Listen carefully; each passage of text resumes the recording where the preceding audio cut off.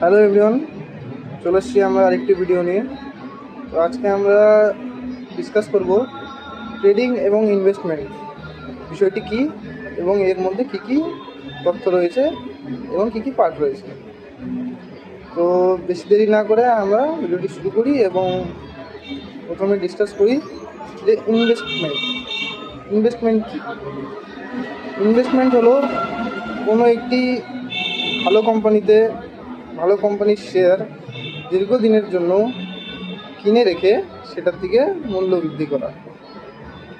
যেমন আপনি একটি কোম্পানির শেয়ার ধরে নেন 120 টাকা, 230 টাকা সামথিং কিছু একটা রয়েছে, সেটিকে আপনি দেখে ফান্ডামেন্টাল অ্যানালাইজ করে আপনি জিনিসটিকে কিনে 5-10 বছরের জন্য হোল্ড করে রাখেন বা ধরে রাখেন সেই শেয়ারটিকে। এটিকেই আমরা ইনভেস্টমেন্ট বলবো। আর এটির মধ্যে ধরে নেন আপনি 120 টাকার শেয়ার কিনলেন, সেটি 10 বছর পরে 500 টাকা 800 টাকা যে গেল, এই জিনিসটিকে আমি ইনভেস্টমেন্ট হিসেবে মেনে থাকি। আমরা সবাই ইনভেস্টমেন্ট হিসেবে মেনে থাকি। আর দ্বিতীয়, ট্রেডিং কি? ট্রেডিং হলো বিশেষত যত কোম্পানির শেয়ারস স্টক মার্কেটে লিস্টেড রয়েছে, সেই শেয়ারের দাম অল্প সময়ের মধ্যে উঠানামা করে এবং অল্প সময়ের মধ্যেই সেই উঠানামার মধ্যে দিয়ে আপনি যে প্রফিট বুক করবেন সেটিকে আমরা ট্রেডিং বলে থাকি। এক্সাম্পল, একটি কোম্পানির শেয়ার 100 টাকা চলছে, আপনি 110, 120 বা 125 টাকার মধ্যে আপনি বিক্রি করে দিলেন। সেটি একদিনের মধ্যে হতে পারে, 1 ঘন্টাতেও হতে পারে বা 1 সপ্তাহের মধ্যেও হতে পারে। এই বিষয়গুলিকে আমরা সাধারণত ট্রেডিং বলে থাকি। আর ইনভেস্টমেন্ট আর ট্রেডিংয়ের মধ্যে মূলত কটি বিশেষ পার্ট রয়েছে। সেই পার্টগুলোর মধ্যে মেন পয়েন্ট হচ্ছে 4টি পার্ট। একটা হচ্ছে সময়, একটা হচ্ছে মূল লক্ষ্য, যে আমি কেন ইনভেস্টমেন্ট বা ট্রেডিং করব, আর তৃতীয় হলো হচ্ছে অ্যানালাইসিস, আর চতুর্থ হচ্ছে রিস্ক। ইনভেস্টমেন্টে যেহেতু দীর্ঘ সময়ের জন্য আমরা ইনভেস্ট করি, লং টার্ম। আর মেন কারণ বা মেন লক্ষ্য হলো হচ্ছে আমাদেরকে ওয়েলথ ক্রিয়েট করা। কীরকম ওয়েলথ ক্রিয়েট করা?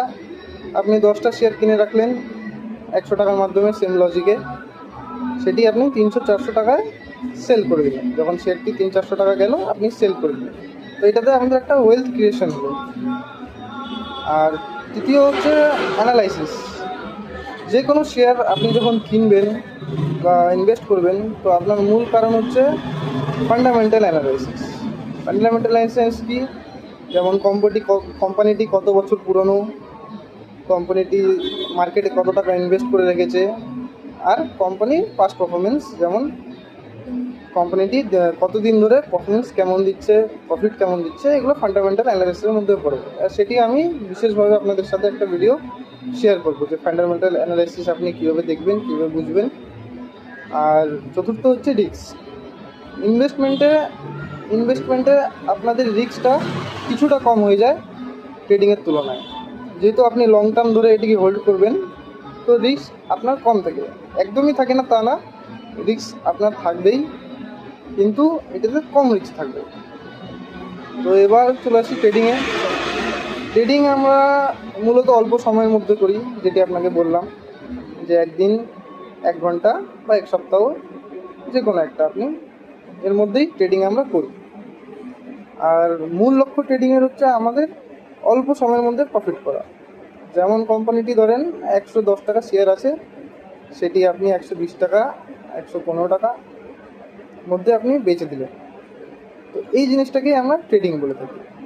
আর এটি আমরা অ্যানালাইসিসের মেন পার্ট হলো টেকনিক্যাল অ্যানালাইসিস, যে আপনাকে চার্ট ফলো করতে হবে, চার্টকে অ্যানালাইজ করতে হবে, চার্টে মাস্টার হতে হবে, তাহলেই আপনি ট্রেডিংয়ে সাকসেসফুল গ্রোথ দেখতে পারবেন। আর রিস্ক ইনভেস্টমেন্টের তুলনায় ট্রেডিংয়ে অনেক বেশি। আর আমার পয়েন্ট অফ ভিউ যদি জিজ্ঞাসা করেন বিগিনারদের জন্য, আমি বলবো যে আপনি ট্রেডিংয়ের দিকে না গিয়ে আপনি ইনভেস্টমেন্টের দিকে প্রথমে ফোকাস করেন। আপনি 5 মাস 6 মাস বা আপনি যত তাড়াতাড়ি শিখতে পারবেন আপনি ইনভেস্টমেন্টের দিকে ফলো করেন।